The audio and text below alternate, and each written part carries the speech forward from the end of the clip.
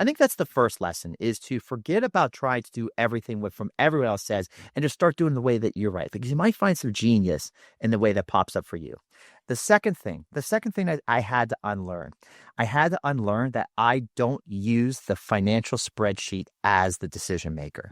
And that happened obviously when I told you. Welcome to Adapt or Die, the podcast where leaders share real stories behind their biggest pivots. I'm Andreas Pettersson. I'm a former tech CEO that turned executive coach and founders of Leaders Adapt. And before I let him do his intro, I just want to say, Alex is also my coach. He's been pivotal in me building my Leaders Adapt business. Thank you so much to agreeing to come on the show, Alex.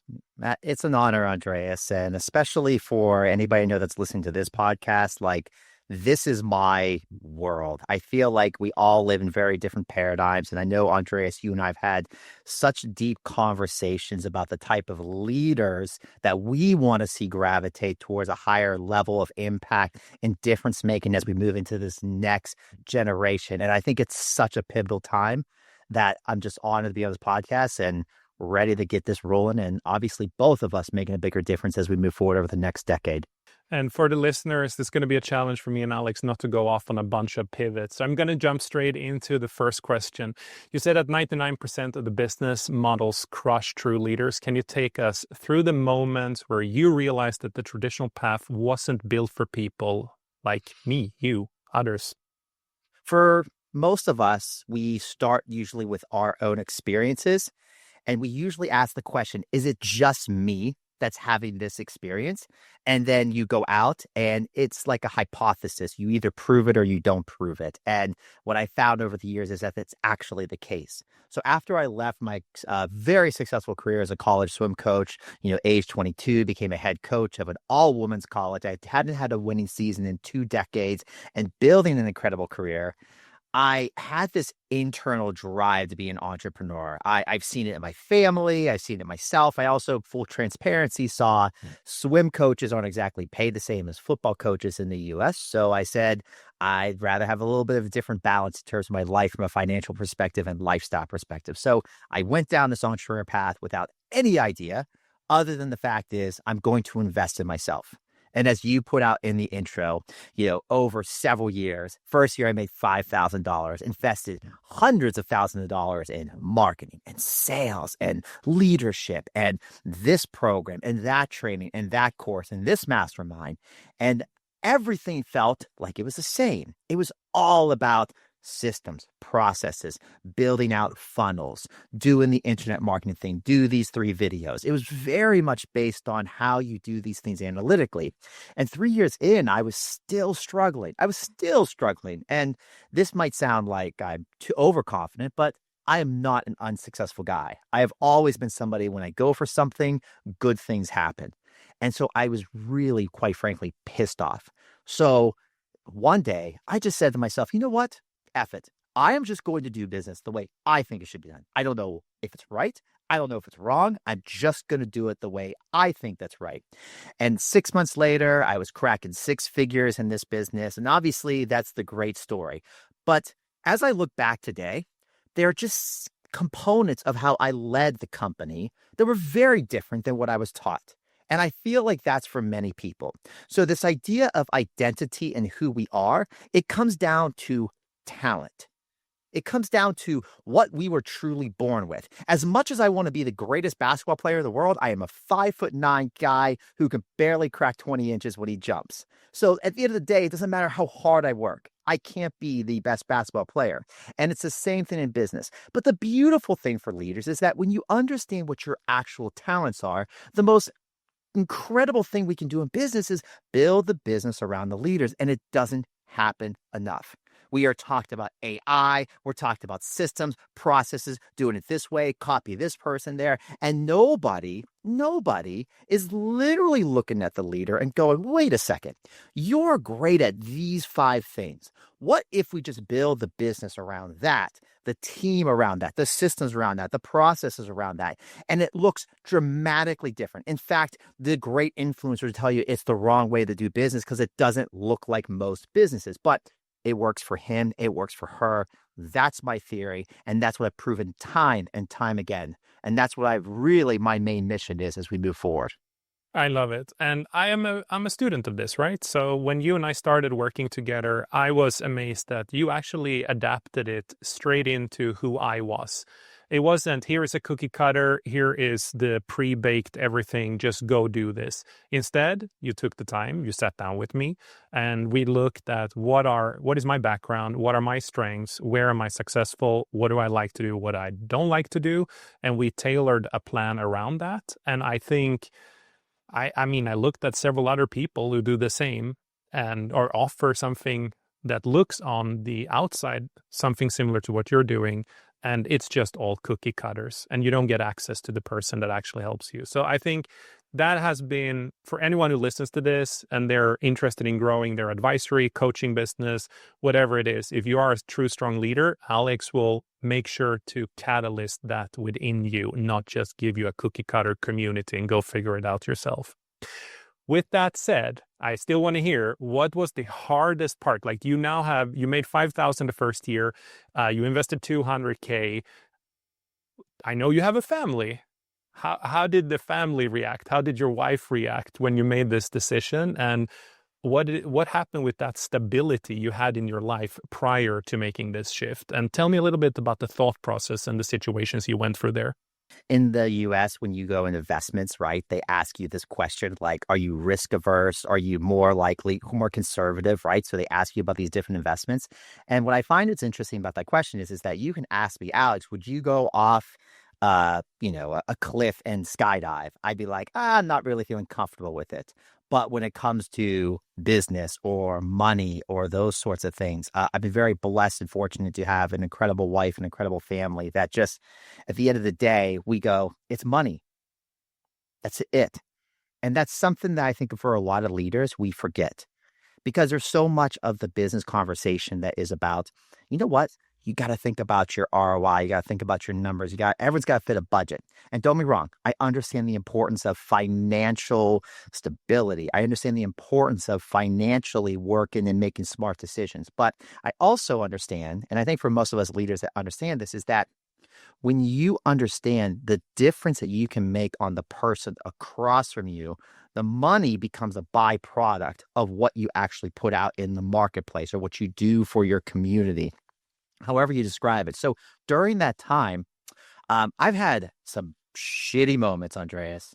That was one of them, right? Literally leaving this incredible career to go down this entrepreneurial path that every single day that I got a rejection and a no and another bill I couldn't pay and put it on a credit card or working some magic to find some more money to pay to keep me afloat.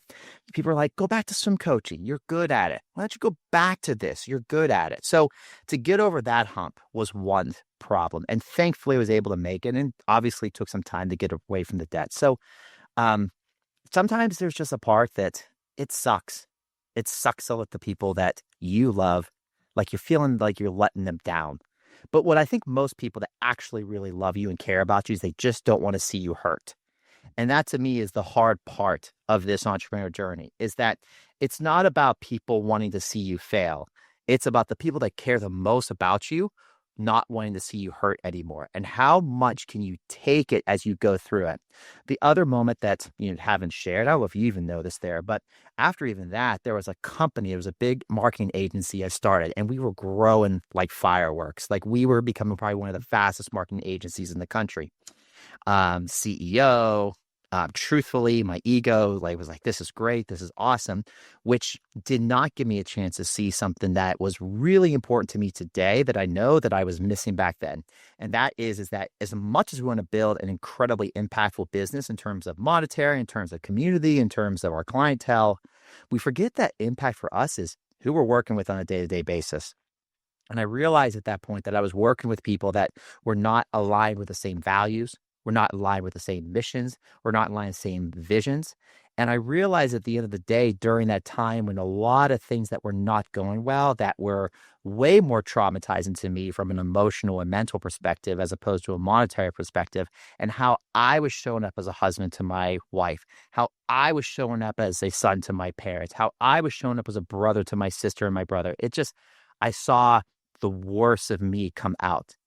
And so despite the success of the business and despite where it was going, I realized at that moment that I am never going to be a business person that can just simply focus on the end game, money. I got to have the right people in my world. I want the right people in all areas of my life.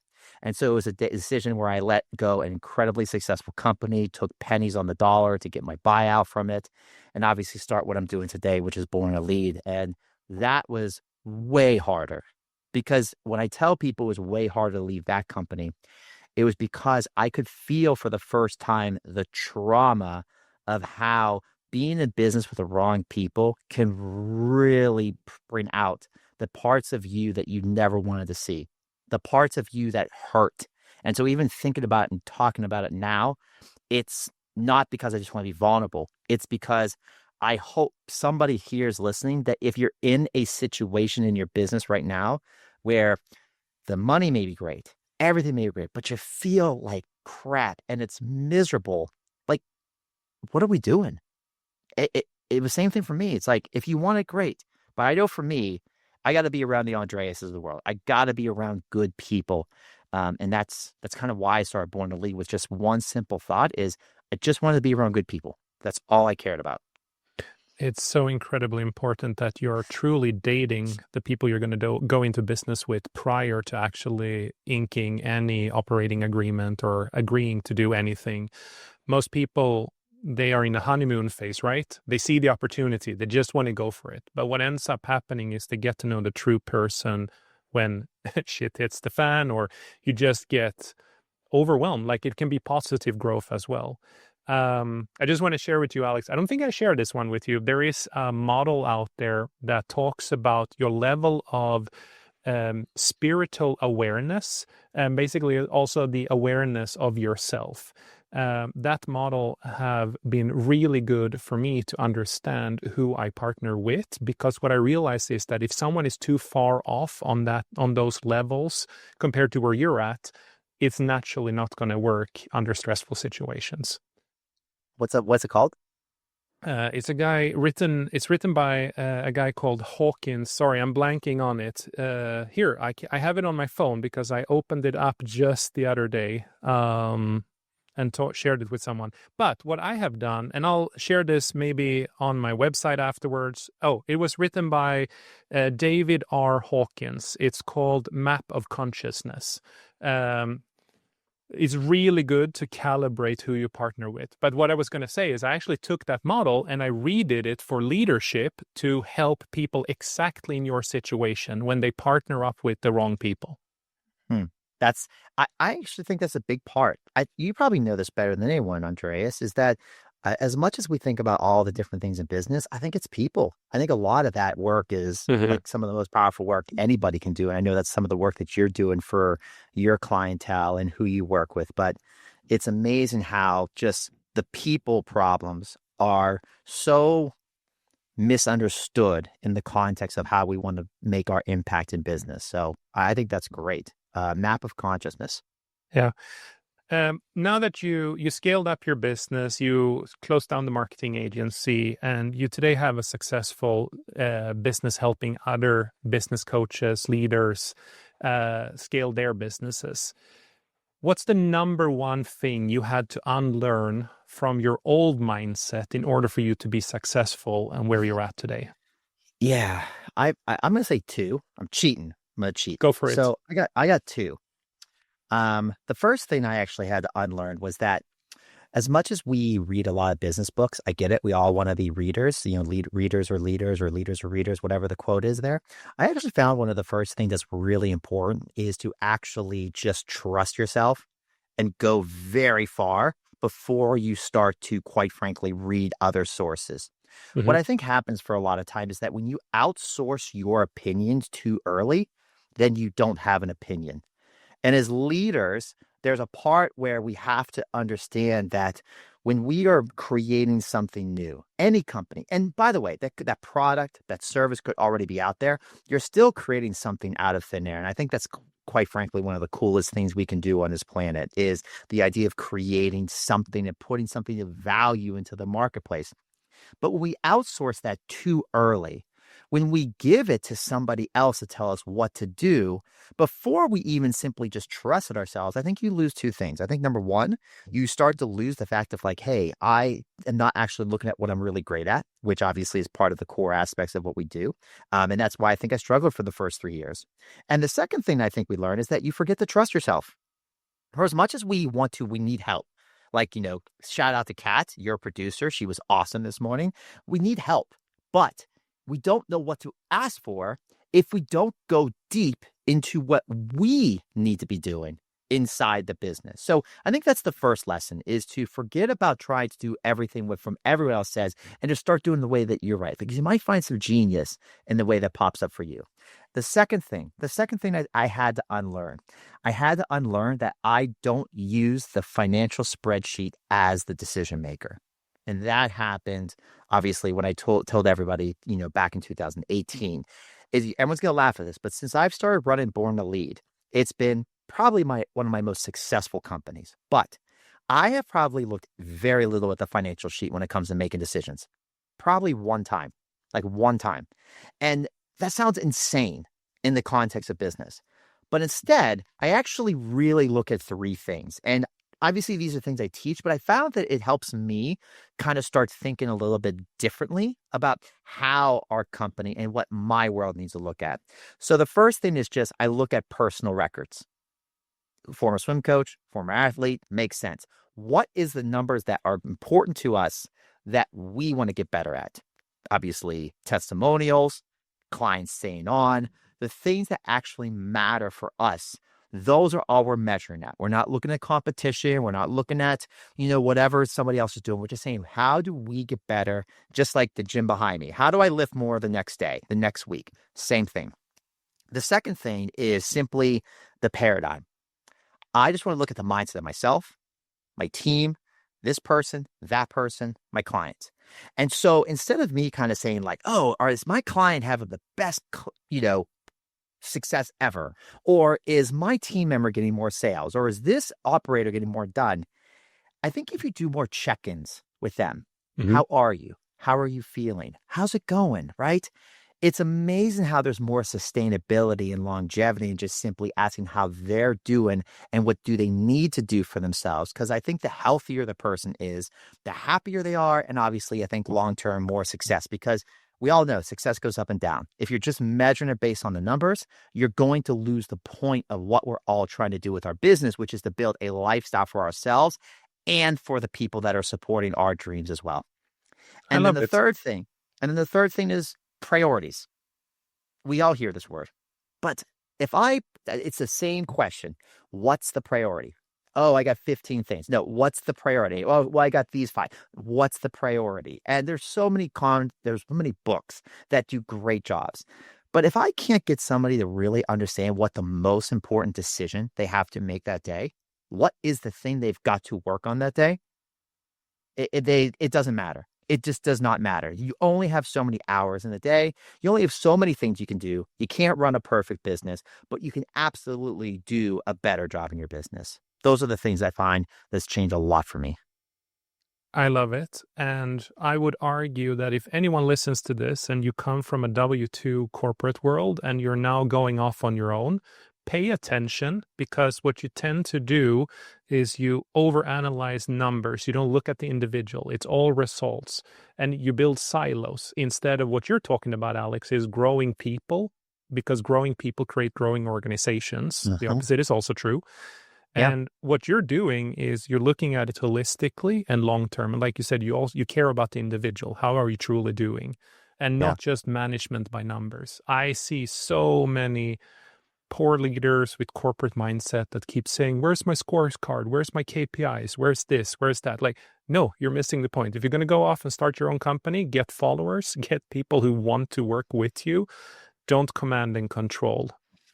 Yeah. And you know this better. And it's one of the reasons why I know you attract clients that understand that concept. And part of it is probably for you and I is the person out there who just wants numbers, an Excel sheet.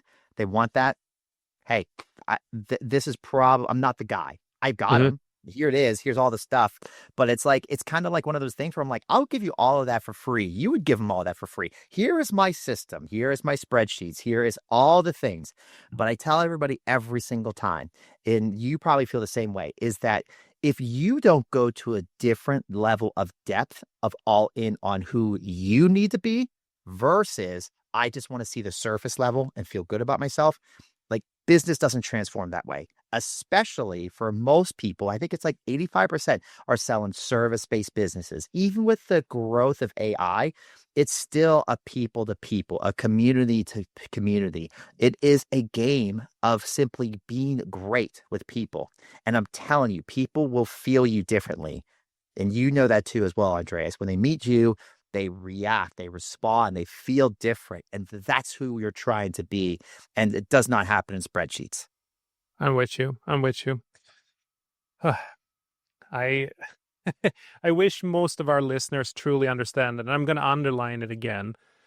You have to become aware of who you are as a leader. You have to, in this entrepreneurial world, and if startups, even scaling up companies, focus on the people first mentality.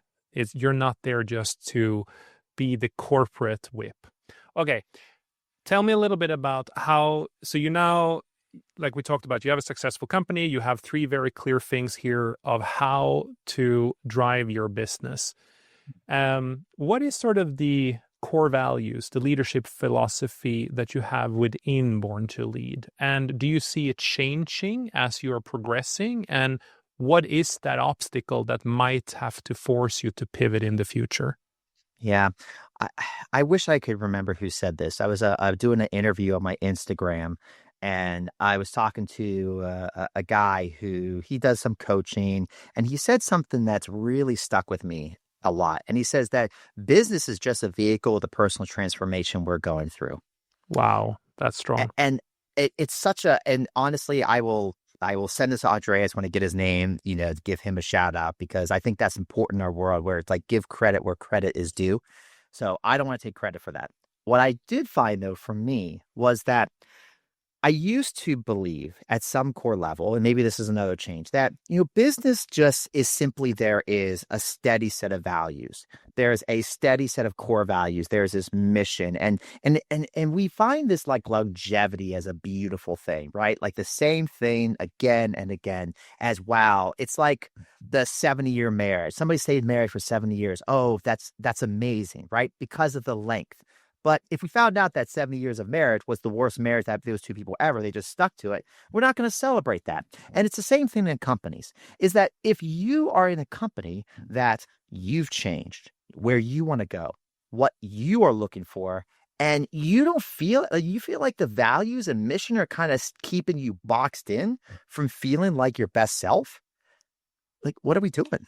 Like, what are you doing? Like, what is the point of doing all this if it's just simply making you miserable? So what I found for me is that there's been 3 major changes that have happened to me. But the most interesting change that's probably happened to me more lately than ever before is this idea of what actually culture is. And culture, we talk about mission, vision statements, core values. All I think it is just the word commitment. If I, as a leader, am not, I can't read my mission, my vision, my core values, the direction, the goals, all the stuff. And if I am not 100% committed, if I'm not 100% all in, company's going to suck. Yeah. The company's People going to see suck. through it instantly. Everything. Or Andreas, the other thing would be is that for those that are serial entrepreneurs or people that want to get a multiple business, it's like, if you're not all into it, then you better find somebody who is. Mm-hmm. And that's okay too. It doesn't always have to be you. You can be the investor in a business, but whatever business you're working in, you better be all in. And it's probably the conversation I probably had more with my clients is that I am a heart-driven person. Andreas, you know this about me better than anybody there. There's a lot of my heart and soul into it. And I think that's the word. I think the moment I see a client or an investor or a person and I don't feel they are in to 3 areas. Number 1, what is the mission? Or more importantly, what are we trying to be great at in this world? Number 2, this is the outcome. This is what we are trying to build. This is our Super Bowl. And then number three, what is the description of the person in our company, aka our external clients and our internal clients, aka our team? If we can't buy into those people, I'm out. And those are the things I'm challenging. So I found for me, I become more stubborn in terms of commitment from people because I know that's way more important than anything else I teach. When should you when have you said no to a potential client that might have offered you money? You don't have to mention names, but tell me. Friday, or I Okay, guess 2 days ago. I love that. I love it. Why did you say no? um, when somebody is just simply looking for a binary transaction. Hmm. So I'm not saying people shouldn't expect an outcome when they're working with me. So, and I think this is really important, right? So, we're in the process of building programs, right? So we're building these things where it's, hey, it's on your own. And I get it. I understand there's a different set of access to that. But when it comes to working, when I got to put time into it, I look at it this way. And you know this better than anything, Andreas. I'm available. Like you're literally somebody that I'm going to give a crap about the moment I wake up Monday morning. I have my list. I got my Zoom list like literally to my left here.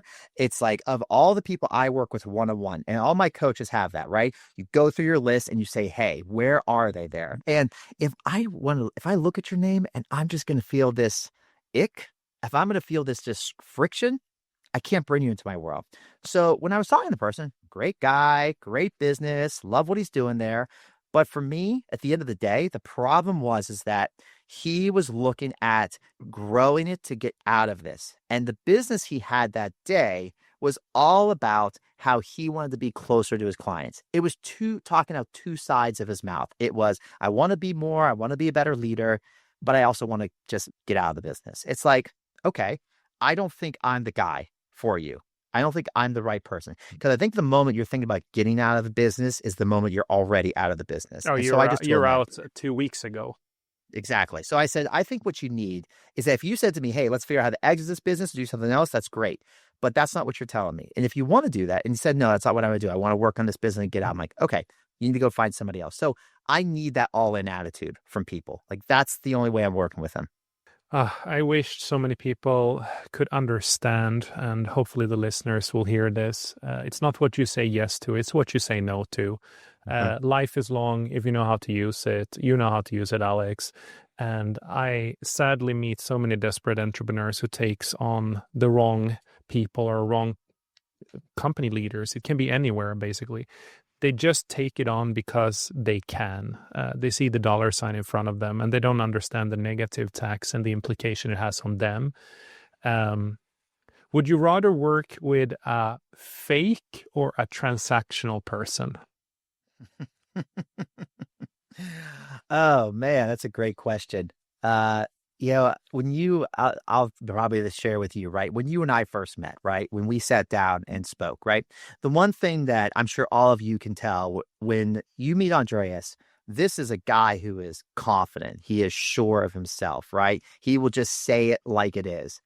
And I know for some people, and I'm the same way, by the way, I know some people that feels like it's brash, it's bold, it's cocky, it's whatever.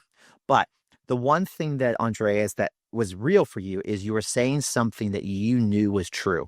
Mhm. You were saying exactly who you are, what you wanted to be, and where you wanted to go. So when it comes to that, I can't work with fake people.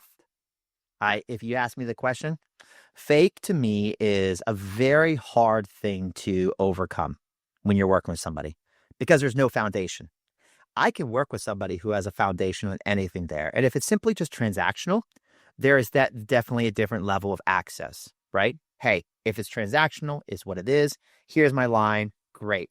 Happens a lot when I work with corporate clients, big clients, right? People that I'm not meeting the CEO of that company. That's very transactional. It's a company that's bringing me in for a speaking engagement or a workshop engagement. Here's the deliverables. Here's the objectives. Boom, boom, boom, boom. I'm there for 8 hours. Here's my fee. This is what you get. Here's your stuff.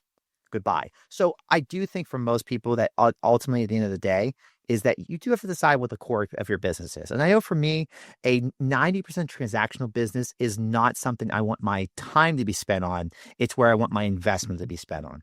My time's got to be something I feel passionate about, feel purpose about. My wife will tell you the very first thing about me is that when Alex is down in the press, it's because he doesn't like who he's working with and where he wants to go.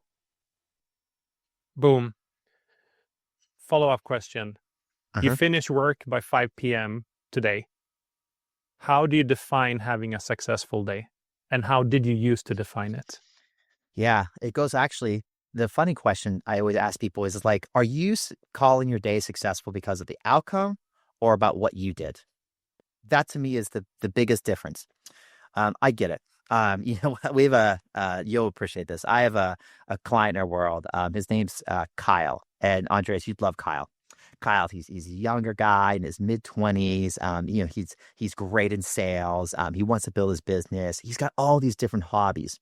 And so we went through our first paradigm shift. So everybody I work with goes through this real intense month with me. It's not like Andre said, it's not cookie cutter. It is Mm-hmm. not just, okay, here, do this. It is, we are going to build the model of your dreams. Like that is what we're doing this month. So Kyle and I built this model there. And there was a hobby that he was really interested in, which was comedy. I said, that needs to be a part of your world. And bear in mind that when all's said and done, just because you don't build this business doesn't mean it's not going to turn into something way better. So after the month, he's happy. He's doing his thing there. It's kind of going slower. And then one day we checked in, like it was about 3 months later, and it's going okay. But his hobby started to really go.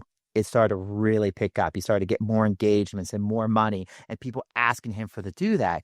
And I said, do you love it? And he's like, I love that. But this is the business, Alex. And that's the moment that if you can let go of the blinders of your business being the decision maker and versus you and what makes you happy, that to me is what opened him up. He's going down his hobby. He's building the business around the hobby and everything's starting to take off. So for everybody here, I think the more that you just are simply checking in and asking yourself, am I doing my best today? Am I doing what makes me happy? Am I doing what I want to get better at? I think that's how you start measuring it. And I think that's how you start seeing growth. Awesome. Awesome. Awesome. Awesome. Quick follow-up question. How is your wife defining your success? You know, and she might kill me for saying this, right? But I think my wife is my beautiful yin to my yang, right? She is the perfect counterbalance to me. If you guys go to my social media, I have got the most adorable 6 and 3-year-old. I have got the most beautiful wife, right? And if I wanted to grow my social media, I could do the thing where it's like, hey, here's me with my gorgeous wife and my 2 perfect kids. And oh, it'd be growing great. But what makes us very successful is that I think we respect each other for who they are. My wife is very much, she is an incredible giver to the community. She wants time to give to her friends, give to the community, be with the kids. She is a physical therapist. She likes to do that work. And of course, obviously, I'm doing my thing over here. And so what I think allows us to be very successful is time. My wife and I would simply say, do we have time together every day? Do we have quality time together every day? For her, she'd say, are we eating dinner together? And other than the few nights a week or when I'm gone, we almost eat dinner as a family every single night at the kitchen counter. Every single day, we ask the question how your day is, and we have that conversation. So, listen, I know there's a lot of relationship experts going to talk about all the things, but I find that literally, I heard this the other day, the word love is spelled Time. So, and the more that I give her time, the more she's happy, the more I'm happy. And that's how I think we grow a great marriage. Boom. So many people miss the importance of the partner in whatever you're doing as a leader, especially. That's why I asked the question, if any of the listeners are out there and you're constantly defining your success around what you are doing, you're missing the point. Ask your wife or ask your partner. Okay, lightning round. What's the number one? Quick answers now, Alex, okay? I No can do this. long answers, super quick answers. First thing that comes to your mind, unfiltered. Come on. Yep. Number one leadership lesson you learned from coaching athletes that you brought into the business world? You are only measuring success by one day. That's all it is. Today's the day. Tomorrow will be tomorrow. Wow. What's the metric that matters most in your business? Conversations.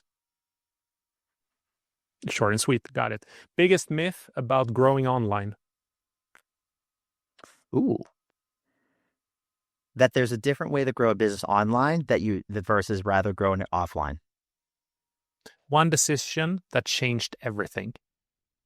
Reminding myself that every year I'm letting the old part of myself die to allow a new part of myself to grow. Oh, deep, deep. What does it mean to lead with alignment? It means I'm checking in on three things. I'm checking in on who I'm growing to be, who I want to feel like I'm a being, and ultimately how I'm affecting the most important people in my life. Wow. You nailed that lightning round. That was really, really good.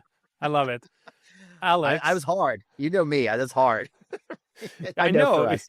you want to give the long answer and explain. I know it, but it's so genuine when you do that quick Q&A. Mm-hmm. Okay, Alex, I want to say thank you so much for Thank you. agreeing to do this call. I think the conversation was really, really good. I admire you for what you're doing. You are one of the true, genuine, open, caring people out there where so many are not. And anyone who needs help with growing their online presence, growing their business, growing whatever, leadership, reach out to Alex. He is amazing. The other thing I just want to say is if anyone here have been listening today, please remember that I interview leaders that are driving change. We talk about how they adapted and how they became successful. With that said, I would love it if you dropped a 5-star review on Apple Podcast. Search for Adapt or Die, and you will see my beautiful face, and pick that podcast and give it a 5-star rating. Please also make sure that you follow us on Spotify. And please remember, in leadership, we adapt and thrive, or we don't survive. Until next time.